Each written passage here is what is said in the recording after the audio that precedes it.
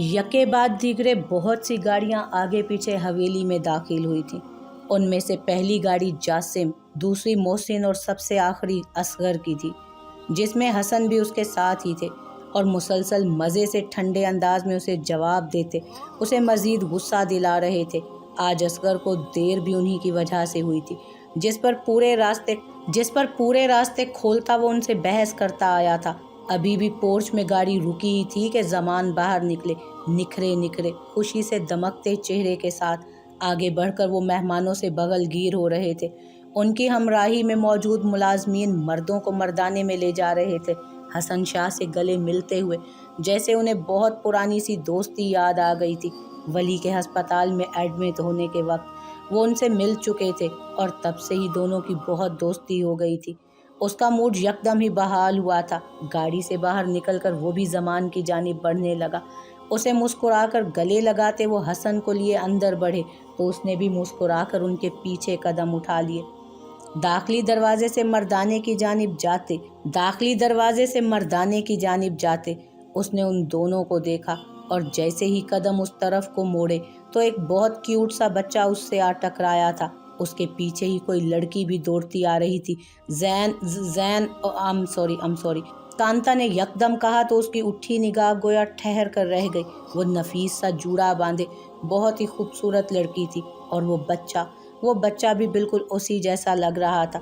उसने चेहरा झुकाकर शरारत से मुस्कुराते हुए बच्चे को देखा और फिर उसे, जैन इधर आओ और सॉरी करो अंकल से।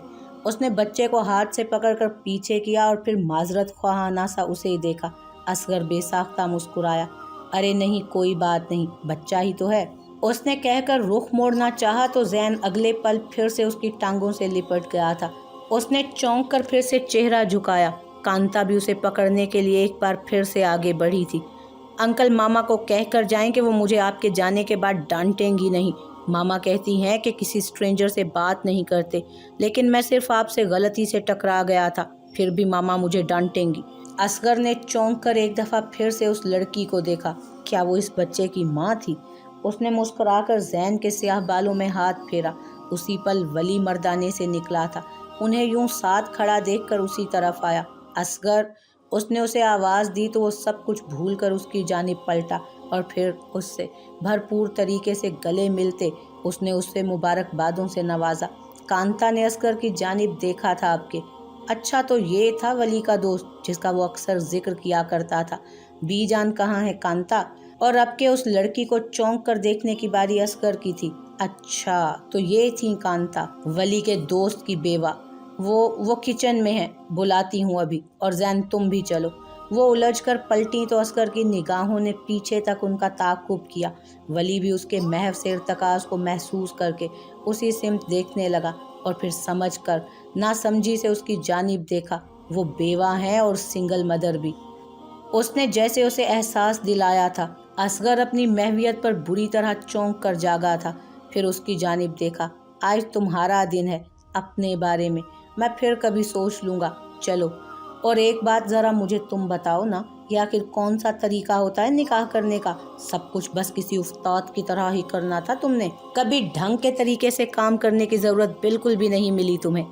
वो गुस्सा करने की भरपूर कोशिश कर रहा था, लेकिन वली का खिला सा चेहरा देखकर उसे कुछ भी कहने का दिल नहीं चाह रहा था। उसका दोस्त खुश था, बहुत खुश था, बहुत से भी ज़्यादा खुश। उसने उसको हल्का सा मुक्का मारा तो वली ने उसे हैरत से देखा। ये इसलिए था क्योंकि तुम हमेशा की तरह आज भी बहुत ही ज़्यादा बकवास कर रहे हो। उसकी बात पर वो अपना पेट सहलाता हंसा था। ये तुमने आने में देर क्यों कर दी? वो दोनों अब मर्दाने की जानिब बढ़ रहे थे। असगर ने जलकर हसन की जानिब देखा। वो ज़मान से बातें कर रहे थे। साथ ही मोहसिन, जासिम और नवाज बहुत तरीके से बैठे उन दोनों की बात सुन रहे थे। बड़ों की बाअदब सी महफिल। ये जो सर है ना तुम्हारे, इनकी वजह से लेट हो गया हूँ मैं। जनाब की तैयारियां ही खत्म नहीं हो रही थी। ऐसा लग रहा था कि तुम्हारे नहीं अपने निकाह की तैयारी कर रहे हो। उसकी आखिरी सरगोशी पर वली ने अपनी हंसी बमुश्किल रोकी थी। असगर कभी नहीं सुधर सकता था। कुछ ही देर बाद मौलवी साहब मर्दाने में दाखिल हुए तो सारी खुशगपियाँ सिमट गईं। निकाह के लिए वली को बिठाया गया। उसके सारे अपने उसके पास थे। असगर, हसन, जासिम, नवाज जो कुछ देर पहले ही आया था, وہ بھی ساتھ ہی کھڑا تھا۔ محسن، سردار بابا، ہاں اس کے سارے اپنے اس کے ساتھ تھے۔ آج اسے کسی نے کوئی تانا نہیں دیا تھا۔ آج اس کو کسی نے ناجائز اولاد ہونے کی وجہ سے عطاب کا شکار نہیں بنایا تھا۔ آج اس سے کوئی اس کے باپ کا نام پوچھ کر اسے ذلت کا نشانہ نہیں بنا رہا تھا۔ آج واقعی اس کا دن تھا، وہ دن جو بہت طویل اور کٹھن انتظار کے بعد اس پر وارد ہوا تھا۔ نکاح نامے پر سائن کرتے ہوئے اس کے کانوں میں بہت سی آوازوں کی باز گشت سنائی دیتی تھی۔ مرو گے تم، ایک دن کتے کی موت مرو گے۔ آہستگی سے نکاح نامے کے ورق الٹے جا رہے تھے۔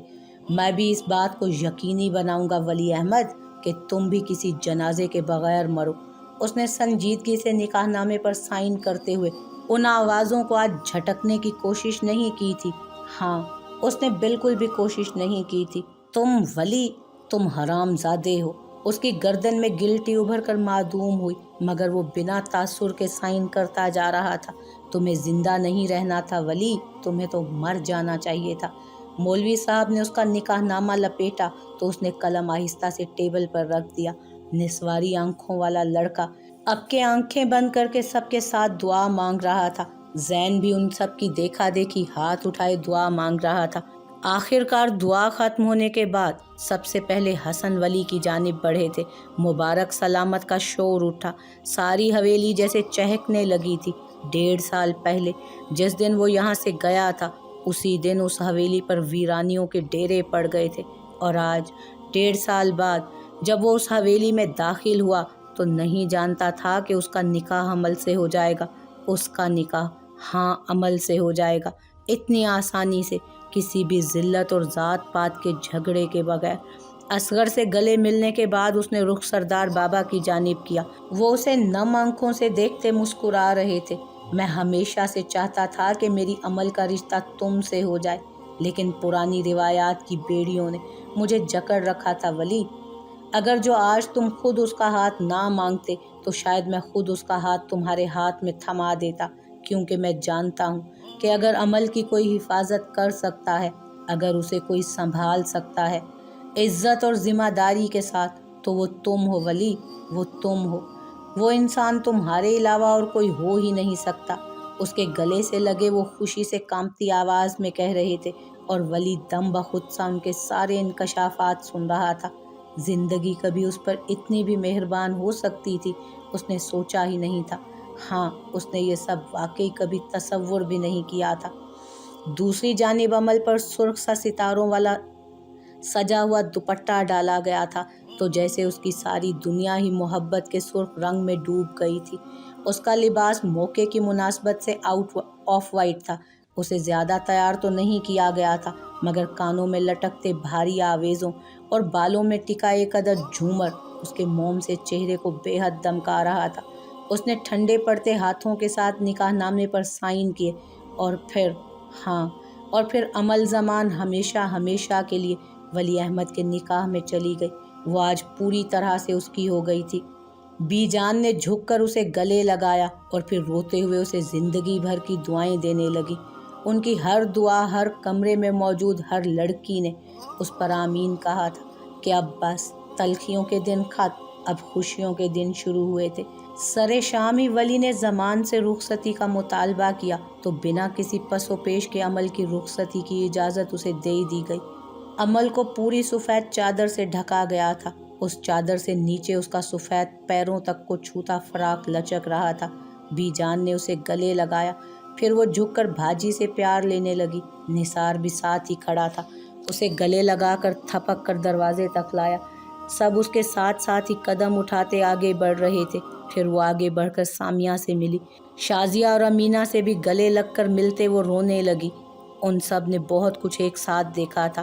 سب سے آخر میں دروازے پر زمان کھڑے تھے۔ انہیں دیکھ کر وہ رہ نہیں پائی، بے اختیار رو پڑی۔ زمان نے اس کا سر تھپکا اور پھر اسے ساتھ لگاتے مزید آگے تک آئے۔ باہر کانتا زین کو پکڑے کھڑی تھی۔ انہیں ولی کے ساتھ ہی جانا تھا، کیونکہ ان کا اور ولی کا اپارٹمنٹ ایک ہی بلڈنگ میں تھا۔ اس نے ایک آخری بار زمان کو دیکھا اور پھر کانتا کی ہمراہی میں اگلی سیٹ پر جا بیٹھی، ولی کے ساتھ والی سیٹ پر۔ ولی اب بی جان اور سردار بابا سے سر پر پیار لے رہا تھا۔ پھر وہ اس کار کی جانب چلا آیا۔ اس کے ساتھ ہی اس کے مہمان بھی نکلے تھے۔ اس کی گاڑی کے پیچھے اصغر، جاسم اور محسن تینوں کی گاڑیاں رواں تھیں۔ داخلی دروازے پر کھڑے زمان اور بی جان اپنی بہتی آنکھیں صاف کر رہے تھے۔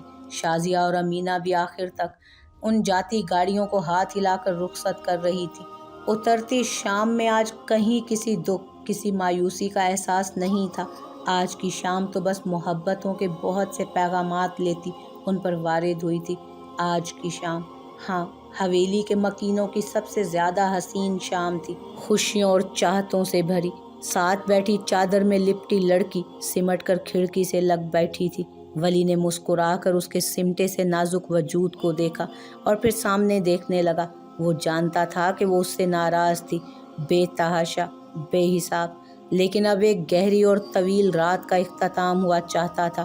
اسی لیے اسے کسی بھی قسم کا خدشہ نہیں تھا، کیونکہ ہر خدشہ اس کے ساتھ ہی دم توڑ گیا تھا، اور اگر کچھ رہ گیا تھا تو وہ اس کا ساتھ اور اس کی پھوہار سی محبت، جسے محسوس کرنے کے لیے اس کا دل برسوں مچلتا رہا تھا۔ گاؤں سے نکلتی بہت سی گاڑیاں اپنی اپنی منزلوں کی جانب رواں تھیں۔ اپارٹمنٹ میں قدم رکھتے ہی عمل نے چہرہ اٹھا کر دیکھا تھا۔ وہ بلا شبہ خوبصورتی اور ڈھنگ سے سجا بہت پیارا سا اپارٹمنٹ تھا۔ 2 بیڈ رومز، ایک گیسٹ روم، ٹی وی لاؤنج اور چھوٹے سے کچن پر مشتمل اس کی چھوٹی سی دنیا، اس کا چھوٹا سا گھر۔ کانتا اس کے ساتھ اندر تک آئی تھی۔ اس نے چادر اتار کر صوفے پر ڈالی۔ کانتا بس اسے خدا حافظ کرتی پلٹنے ہی لگی تھیں کہ اس نے بے ساختہ ان کا ہاتھ پکڑ کر انہیں روک لیا۔ وہ چونک کر رکی تھی۔ فکر مت کرو، میرا اپارٹمنٹ اس سے نیچے والے فلور پر ہے۔ کوئی بھی پریشانی ہو، کوئی بھی مسئلہ ہو، میں نیچے ہی ہوں، مجھے فون کر لینا۔ اور ہاں عمل، جو ہوا اسے بھول جاؤ، کیونکہ بری ساتیں بھول جانے سے ہی انسان کے لیے عافیت ہوتی ہے۔ اس کا مومی سا چہرہ تھپکا اور پھر اسے مسکرا کر اس نے گلے لگایا۔ اس کی آنکھیں خواہ مخواہ ہی بھیگ گئی تھیں۔ پھر ولی دروازے میں زین کو لیے نمودار ہوا تو اس نے جلدی سے دوپٹہ اوڑھ کر شانوں پر پھیلایا۔ وہی بہت دنوں بعد اسے دیکھنے کے بعد نروس ہونے والی عادت۔ کانتا سے چند ایک باتیں کرنے کے بعد وہ انہیں ان کے اپارٹمنٹ تک چھوڑنے گیا تو وہ بھی بیڈ روم میں چلی آئی۔ ایک ہی دن میں اتنا سب کچھ گزر گیا تھا کہ کسی چیز پر یقین ہی نہیں آ رہا تھا۔ لگتا تھا کہ وہ ابھی آنکھیں کھولے گی اور یہ خواب چھن کر ٹوٹ جائے گا۔ اس نے سنگھار آئینے کے سامنے کھڑے ہو کر کانوں سے بھاری جھمکے اتارے اور ابھی اس نے بالوں میں اٹکے جھومر کو چھوا ہی تھا کہ ولی کے قدموں کی چاپ سنائی دی۔ وہ اپارٹمنٹ کا دروازہ بند کرتا شاید اسی طرف آ رہا تھا۔ اس نے بے طرح دھڑکتے دل کو نظر انداز کیا اور جی کڑا کر کے جھومر جیسے ہی اتارنے لگی۔ ولی نے کمرے کا دروازہ کھولا۔ اس نے اسے اچھی طرح سے نظر انداز کیا تھا۔ وہ نہ جانے کیوں مٹتی مسکراہٹ دبا گیا۔ گال میں پڑتا گڑھا لمحے بھر کو ابھرا تھا۔ عمل بی بی کھانا کھا لیں آ کر۔ واٹ؟ تو کیا آپ شادی کے بعد بھی اسے عمل بی بی ہی کہے گا؟ وہ اسے سخت اعتراض تھا اس طرز تخاطب پر، مگر پھر بھی اسے نظر انداز کرتی وہ آرام سے پلٹی اور جھومر اتارے بغیر دروازے تک آئی۔ وہ اب تک دروازے میں ہی استادہ تھا۔ آپ ہٹیں گے تو ہی میں جا سکوں گی، اس نے اسے دیکھے بغیر کہا۔ اوہ، ولی جیسے چونک کر راستے سے ہٹا تھا۔ وہ آگے بڑھی اور کچن کی جانب چلی آئی۔ کچن میں گول میز پر پیک ہوا کھانا رکھا تھا۔ اس نے آستینیں چڑھائیں اور پھر کچن میں مگن ہو کر پلیٹیں ڈھونڈ ڈھانڈ کر ٹیبل پر رکھیں۔ سنک سے ہاتھ دھوئے اور پھر پلیٹوں میں کھانا نکالنے لگی۔ گاؤں سے جب نکلے تھے تو مغرب کی نماز ہو چکی تھی، مگر شہر پہنچتے پہنچتے اب عشاء کی اذانیں سنائی دینے لگی تھیں۔ ولی منہ ہاتھ دھو کر فریش ہوتا کچن میں آیا تو ایک پل کو اسے اپنے کچن میں کام کرتا دیکھ کر ٹھہر سا گیا۔ وہ اپنے جھومر سے بے نیاز کھانا نکال کر ٹیبل پر رکھ رہی تھی۔ شاید اسے یہ بھول گیا تھا کہ اس کے بالوں پر کوئی جھومر بھی لگا ہے۔ اس نے اسے اسی طرح کھڑا دیکھا تو چونک کر رک گئی۔ چہرے کو حتی الامکان نارمل رکھا۔ کھانا کھا لیں آ کر، اس نے جیسے اس کی محویت کو توڑا تھا۔ ولی نے گہرا سانس لیا اور پھر گول ٹیبل کی جانب چلا آیا۔ ایک نظر پھر سے اسے دیکھا۔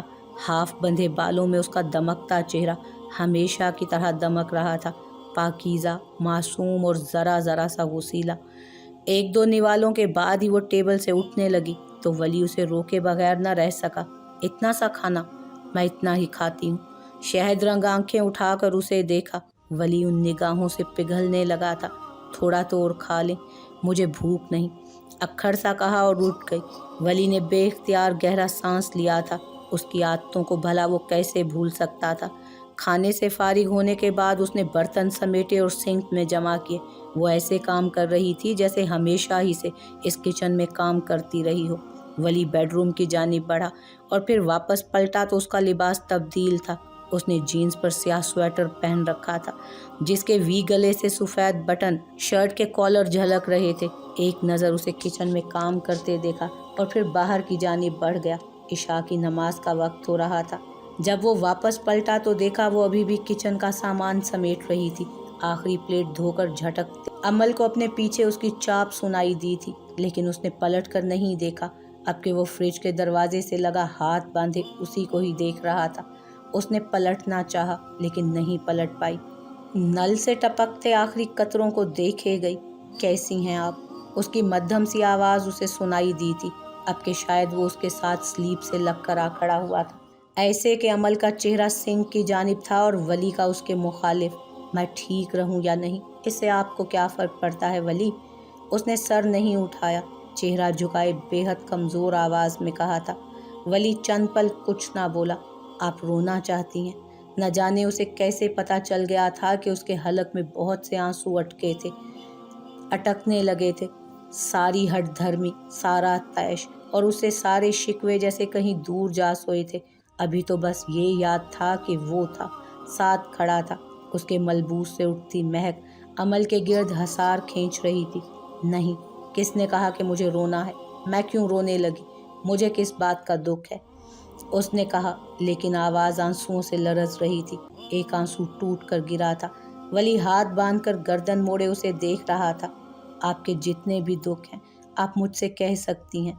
हर गम, हर शिकवा और हर दिल में चुभा कांच आप मेरे सामने निकाल सकती हैं अमल। मैं सुन रहा हूँ। उससे बर्दाश्त करना मुश्किल होने लगा। आंसू रोकने की कोशिश में जैसे उसकी चलती सांसों में भौचाल सा आया था। वो उससे नाराज़ थी, बहुत ज़्यादा, लेकिन अब वो उसके सामने कमज़ोर पड़ने लगी।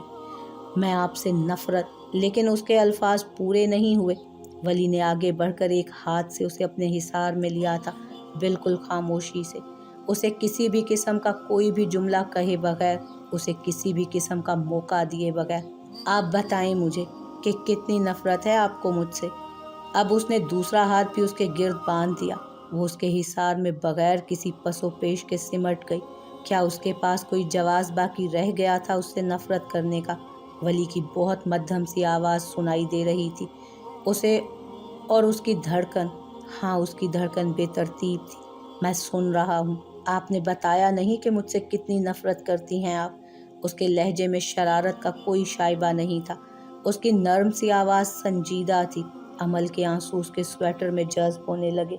उसके बाजुओं में कितना सुकून था। उसे अपना हर दुख भूलने लगा था। बहुत नफ़रत करती हूँ मैं आपसे। उसमें सिमटते हुए वो जैसे सरगोशी कर रही थी। वली पहली दफ़ा मुबहम सा मुस्कुराया। लेकिन मैं आपसे बहुत मोहब्बत करता हूँ। मैं आपसे उससे भी ज़्यादा नफ़रत करती हूँ वली, और मैं आपसे उससे भी ज़्यादा मोहब्बत करता हूँ। आपकी हर नफ़रत से ज़्यादा, आपके हर शिकवे और हर गिले से ज़्यादा। अमल आहिस्तगी से उससे अलग हुई। उसने नरमी से बाजू खोल दिए, उसके झुके सर को अपनायत से देखा और फिर अंगत शहादत से उसकी ठोड़ी ऊपर की। अमल के लब बेसाख्ता कँपाए थे। वैसे तो इतनी तेज़ तेज़ बातें करती हैं आप। मुझे लगा था कि आज की रात तो खैर से मुझे घर में सोना भी नसीब नहीं होगा, लेकिन आप तो कुछ कह ही नहीं रही हैं। और वो क्या करती हैं आप? डांटना। हाँ डांटे ना। आज तो डांट भी नहीं रही हैं। सब ठीक है ना? उसने उसकी भीगी आंखों को शरारत से देखकर कहा था। तो अमल ने बेख्तियार ही उसे भीगी पुरशिकवा निगाहों से देखा तो वली अहमद साकित रह गया। क्या उसकी आंखों से ज़्यादा खूबसूरत भी इस दुनिया में कुछ था? भीगी शहद रंग आंखों पर आज वली की दुनिया जैसे ख़त्म हो गई थी। ऐसे मत देखें प्लीज़, उसने बेसाख्ता कहा तो अमल हंस पड़ी। अब धूप छाँव के इम्तजाज ने उसे दम बखुद कर दिया था। मैं अब भी नाराज़ हूँ आपसे। अगर कुछ बोल नहीं रही तो इसका मतलब ये नहीं कि मेरी नाराज़गी ख़त्म हो चुकी। मैं आज भी आपसे, आपकी ज़्यादतियों पर नाला हूँ। आज भी आपके दिए गए ज़ख्मों को अपनी रूह पर उतनी ही वजाहत से महसूस करती हूँ वली। آج بھی، ہاں آج بھی آپ کے کہے گئے لفظوں سے بچ کر میں کوئی راہ فرار اختیار نہیں کر سکی۔ آپ مجھے اس بد کردار آدمی کے حوالے کر کے یہاں چلے آئے۔ کیا آپ نے ایک دفعہ بھی سوچا کہ میں اس کے ساتھ کیسے رہوں گی، میں اس کے ساتھ کیسے گزارا کروں گی؟ نہیں، آپ اپنے ہی فلسفے پر قائم رہتے ہوئے آخر تک مجھے یہی تسلی کرواتے رہے کہ میں اس کے ساتھ خوش رہوں گی ولی، لیکن آپ اندر ہی اندر جانتے تھے کہ میں اس کے ساتھ کبھی خوش نہیں رہ سکتی، کیونکہ میں آپ سے محبت کرتی تھی۔ میرے دل کے ہر خانے میں آپ کا نام پورے اختیار سے جگمگا رہا تھا، اور میں اس نام کو مٹانے میں ہلکان ہونے لگی تھی۔